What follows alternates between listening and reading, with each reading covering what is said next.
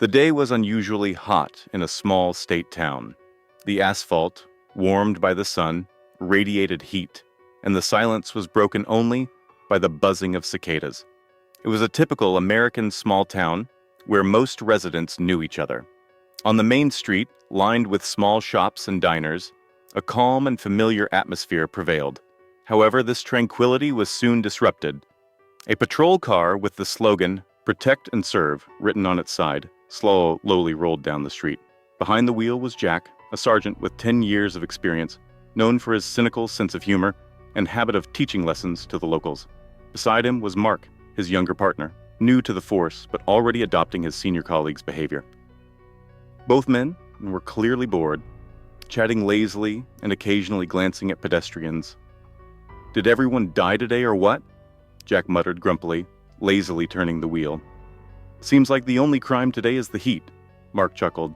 "We ought to find some company."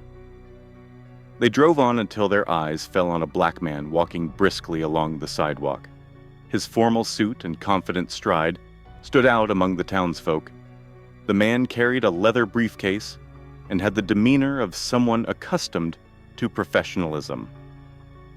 James Harper, the state's district attorney, was on his way to an important meeting at the courthouse. Despite his serious appearance, his mind was racing with thoughts about a high-stakes case that could define his career.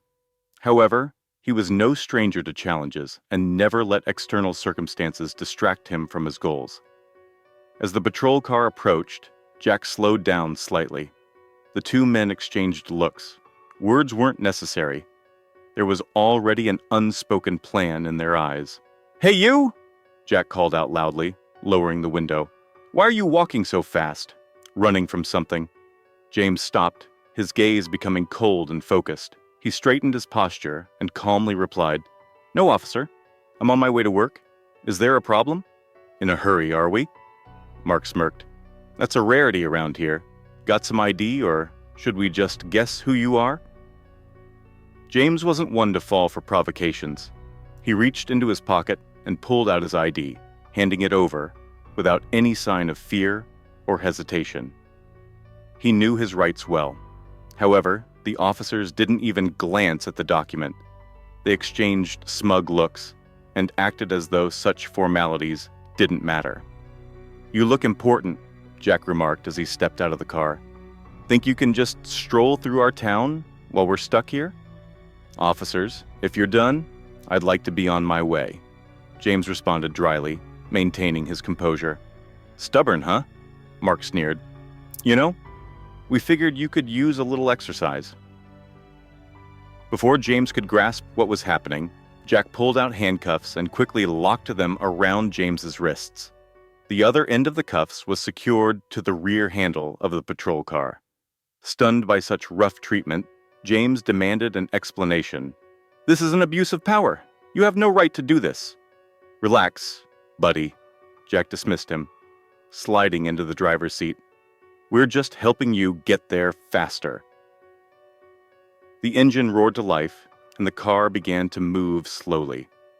James, now tethered to the vehicle, was forced to run to avoid falling. The officers laughed loudly, watching him through the rearview mirrors. "Come on, champ," Mark shouted, sticking his head out of the window. "Show us what you've got." James was forced to run behind the slowly moving patrol car. Each step brought pain and humiliation, but he refused to lose his composure. His formal suit was clearly unsuited for such circumstances. His dress shoes slipped on the asphalt, his shirt was soaked with sweat, and his handcuffed wrists chafed against the metal, leaving painful marks. Inside the patrol car, Jack and Mark continued to laugh, treating the situation as though it were perfectly normal. "Look at him. He's not even out of breath yet," Jack remarked, glancing in the rearview mirror.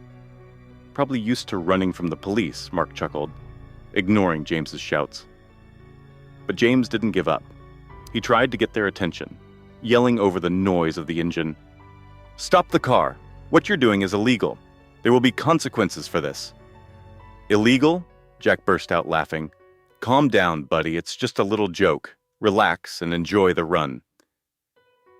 The car suddenly sped up, and James, already exhausted, lost his balance. He stumbled and then fell, hitting the asphalt hard. His body was helplessly dragged several feet as he cried out in pain. The hot asphalt burned his hands and face, and his suit tore in multiple places. Passers-by who had been watching the scene began to gather. People pulled out their phones, recording the horrifying spectacle.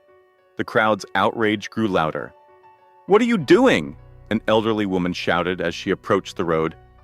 "Are you out of your mind? Stop the car now!" added a young man running after the vehicle. Noticing the growing crowd, Jack reluctantly slowed the car. He turned off the engine and glanced at Mark. "Think it's time to end this?" he asked, a hint of unease in his voice. "Maybe," Mark muttered, nodding toward the onlookers. "These people seem a little upset." When the car finally stopped, James lay on the asphalt, breathing heavily. His briefcase was nearby, torn and dirt-stained. The officers stepped out of the car, visibly annoyed that their fun had been interrupted. "Tired already?" Mark mocked as he walked closer. "See, we were just trying to help you out." James slowly got to his feet, trying to retain what dignity he could. His voice was firm, despite the pain. "You've gone too far. You have no idea what you've just done." Meanwhile, murmurs began to spread through the crowd. Someone had already recognized James. "That's Mr. Harper," one of the bystanders called out. "He's the state's attorney. You've seen him on the news, right?" added another. The words quickly spread among the crowd. Those who had been uncertain started whispering and recording the scene with renewed urgency. James turned his gaze to the officers. His eyes were cold and resolute. "You will answer for this," he said. The officers froze. Jack abruptly pulled out the ID he had kept in his pocket all along. He quickly read the words. "James Harper, State's Attorney." "Oh no," Jack muttered under his breath, feeling a chill run down his spine.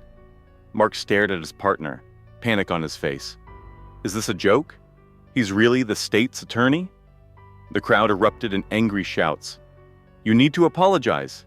This is not just wrong. It's criminal. They should be held accountable. We've got it all on video." James straightened up, wiping blood and dirt from his face. Despite his injuries, he stood with confidence, only amplifying the fear and panic in the officers. They knew they had made a grave mistake, but they had yet to grasp the full consequences of their actions. Jack and Mark stood beside the patrol car, stunned by the sudden revelation of James Harper's identity. The people around them continued recording the scene on their phones, discussing and condemning the officers' actions. The tension in the air grew with every passing second. "That's the state's attorney," someone in the crowd shouted. "Do you even know who you just attacked?" another added. Jack nervously fidgeted with James's ID, unsure of what to do. His hands trembled, and his face was drenched with sweat. Mark glanced around, desperately searching for a way out of the situation. "Hey, let's get out of here before this gets worse," Mark whispered to his partner. But James took a step forward. Despite his injuries, he stood tall and spoke loudly. "Don't you dare leave. You're both staying here until more officers arrive." The crowd fell silent. James continued speaking, his voice firm, despite his visible pain. "You just committed a serious offense. Abuse of authority, assault, humiliation. Did you think I was just another nobody you could push around?" His words drew cheers of approval from the crowd. A few people began shouting, "That's right. We saw everything." Jack attempted to justify himself. "Listen, this was a mistake. We just wanted to joke around a little." "A joke?" James repeated sarcastically. "Humiliating someone, cuffing them to a car, and dragging them along the asphalt. That's your idea of a joke?" "We didn't know who you were," Mark muttered, avoiding eye contact with the prosecutor. James fixed his gaze on him.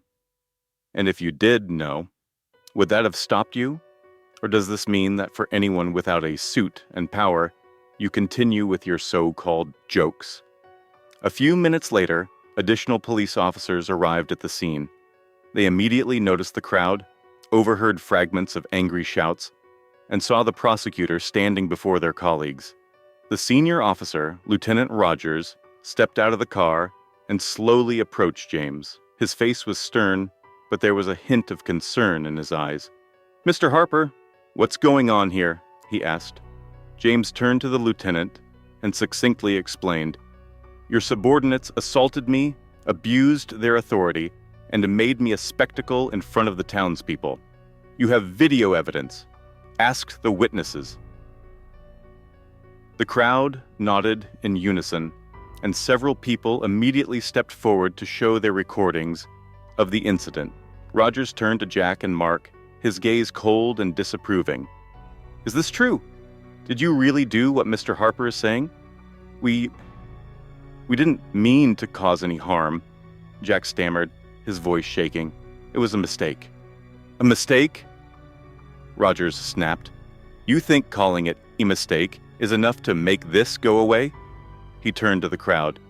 "Who here witnessed this? Who can provide their recordings?" Immediately, several people stepped forward, showing videos that captured the entire series of events, from the initial confrontation to the moment James fell and was dragged along the asphalt. The lieutenant couldn't hide his anger. "Jack, Mark, you are both temporarily relieved of duty. Surrender your weapons and badges, now." The officers tried to protest, but Rogers cut them off. "Immediately!" The crowd erupted into applause. Jack and Mark reluctantly removed their badges and sidearms, handed them to the lieutenant, and were escorted to another vehicle for questioning.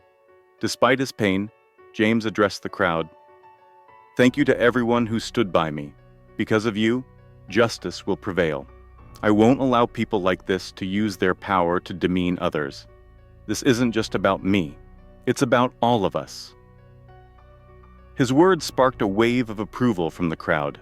Many approached him to offer their support and express their commitment to standing up for justice. The footage from the scene quickly spread across the internet, sparking a wave of public outrage. People saw two officers treating a man with extreme disrespect, a man who was not only a respected legal professional, but also a citizen whose rights had been grossly violated. The video raised serious questions about ethics and the culture within law enforcement. Television reports aired the incident under headlines such as, "Officers Abuse Power, State's Attorney Incident Shocks Town. How could this have been allowed to happen?" Journalists and activists began discussing issues of professional ethics, justice, and the need to respect individuals regardless of their status. 2 weeks later, the case against officers Jack and Mark went to trial in the local courthouse. The courtroom was packed. Reporters, witnesses, and townsfolk awaited the proceedings of this high-profile case. James Harper personally presented the evidence, including the video of the incident, eyewitness testimonies, and medical reports detailing his injuries. The officer's defense tried to justify their actions as a joke that went too far, but James confidently responded, "There is no place for jokes when it comes to human dignity. Those entrusted with power are obligated to use it to protect people, not to humiliate them." His voice was calm but firm, and every word landed like an indictment of a culture where abuse of authority had become normalized. The judge delivered a verdict that upheld the demands for justice. Jack and Mark were found guilty of abuse of authority and causing physical and emotional harm.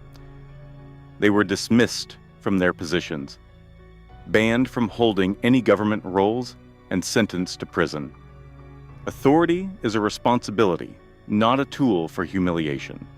This is a lesson you seem to have forgotten, the judge emphasized. Following the verdict, city officials announced reforms within the police department. Training programs were introduced to teach officers how to interact with residents respectfully and with understanding. These measures were a significant step toward rebuilding trust between the police and the community. Lieutenant Rogers, who had taken a firm stance against his colleagues from the beginning, made a public statement. "We must acknowledge our mistakes and work to ensure they are never repeated. This is not just our responsibility, it's our duty to every resident of this town." At a press conference held after the trial, James addressed the public. "This case is a reminder that power is not a right to demean, but a duty to protect. Every person deserves respect, no matter where they are or what their role is." His speech was met with widespread approval and support. He also added, "I'm grateful to everyone who stood by me. Together, we can bring about changes that make our society more just." The incident involving James became a symbol of the fight for treating everyone with dignity. The townspeople organized a march of support, attended by activists, lawyers, and everyday citizens. They spoke about the importance of respect, fairness, and professionalism. Standing among the participants, James concluded with these words: "This event was painful, but it marked the beginning of change. And this change concerns all of us." His words inspired people to continue the fight for justice and strengthened their belief that even the most deeply rooted issues can be addressed if tackled together.